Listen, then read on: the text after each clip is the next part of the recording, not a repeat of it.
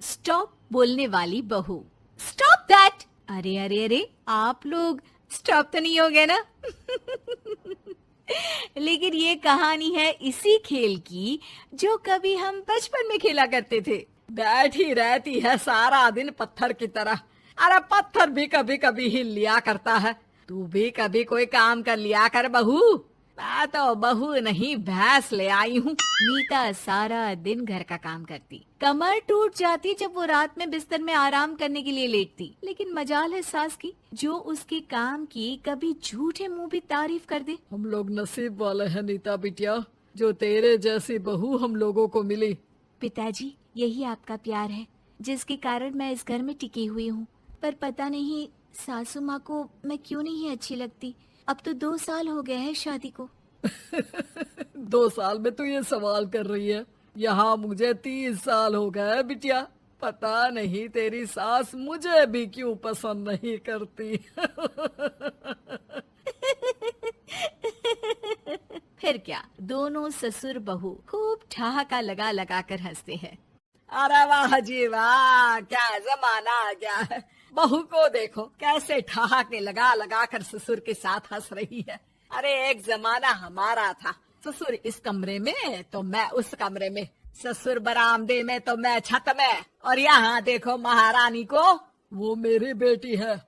और पापा ने तुम्हें कभी नहीं कहा था कि तुम इधर उधर भागो। हाँ, सास को पति की बात पर गुस्सा आ जाता है। तभी उसकी नजर बहू पर पड़ती है जो सास और ससुर की बात पर हंस रही है। बहू को हंसता हुआ देख सास का पारा 7वें आसमान में चढ़ जाता है।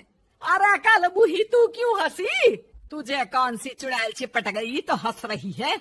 हम मियाँ बीवी का ये चलता रहता है, ये ना सोच के बीच में फूट पड़वा दी।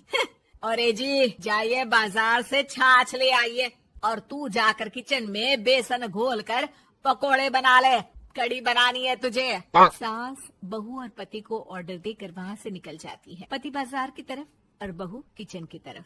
हाँ, सारा काम हो गया, अब बस आराम से टीवी देखूं। उधर सास, कढ़ी खाने का बिल्कुल मन नहीं था, लेकिन जब ये लड़की खी खी करके दांत दिखाती है तो गुस्सा आ जाता है। लगता है कि मुंह नोच लो इसका।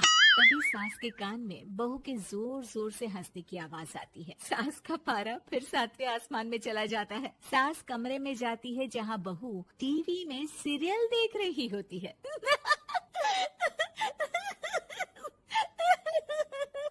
अरे पागल हो गई है तो बता दे, पागल खाने छोड़ाऊं तुझे? माँ जी, आइए ना, देखिए ना, आप भी ये सीन देखिए, कैसे बच्चे स्टॉप दैट खेल रहे हैं। इस खेल में ना जिसे स्टॉप दैट बोल दो उसे स्टॉप होना पड़ता है। हाँ हाँ, बहुत खेला है मैंने भी इसे बचपन में। कोई इतने भी पुराने लोग नहीं है हम। काश सासू माँ मैं भी ये खेल खेल पाती। सास को बहू की इस बात पर गुस्सा आ जाता है। यहाँ तो सारा घर फैला पड़ा है, रात के खाने की कोई तैयारी नहीं, और मैडम स्टॉप दैट खेलेंगी। हाँ, अरे चल जाकर छत धो। बेचारी बहू जो अभी तक टीवी पर ठहाका मार रही थी, झाड़ू लेकर छत पर पहुँच जाती है। खुले आसमान के नीचे बहू भगवान की तरफ देखकर कहती है, हे भगवान, ये तो बता दो कैसे मेरे अंदर भी कोई क्वालिटी आएगी जिसे देखो जब देखो कुछ न कुछ सुनाकर निकल जाता है। वो रोने लगती है, लेकिन करती भी तो क्या, भाग्य में जो लिखा है वो तो होगा ही। बहू पूरी छत साफ करके नीचे आती है जहाँ सास मजे से बैठकर टीवी देख रही होती है और जोर जोर से हंस रही होती है। टीवी में वही स्टॉप दैट वाला सीरियल चल रहा होता है। मासूम बहू फिर से टीवी देखने लग जाती है। कितना मजेदार गेम है। सास को फिर बहू पर गुस्सा आ जाता है। अरे उसे तो बहू के हंसने की आवाज ही चुभती है। तुझे स्टॉप दैट खेलने का बहुत मन कर रहा है ना? मुझे बोल स्टॉप दैट, अब बोल स्टॉप दैट, बोल बोल। नहीं नहीं माँ जी, कैसी बात कर रही है? अच्छा तो फिर हंस क्यों रही है? अरे दम में तो बोल के दिखाना मुझे स्टॉप दैट।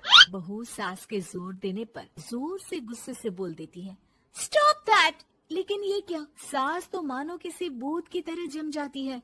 मन तो कर रहा है कि ओवर ही ना बोलूं, लेकिन ये मानेगी तो नहीं ना। तभी डोरबेल बजती है और बहू सास को ओवर बोलना भूलकर दरवाजे पर चली जाती है। अरे कमला, तू क्या करने आई है?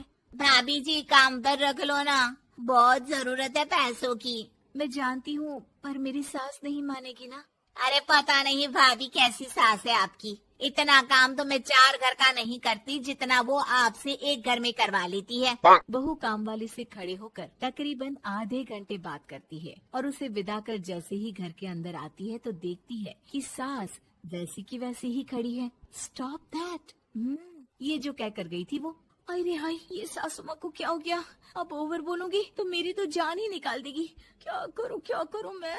बहू उनका हाथ पकड़कर बेड पर लिटा देती है और फिर कहती है, ओवर। क्या मेरे सर पर खड़ी रहेगी अब? क्या मैं आराम भी ना करूं?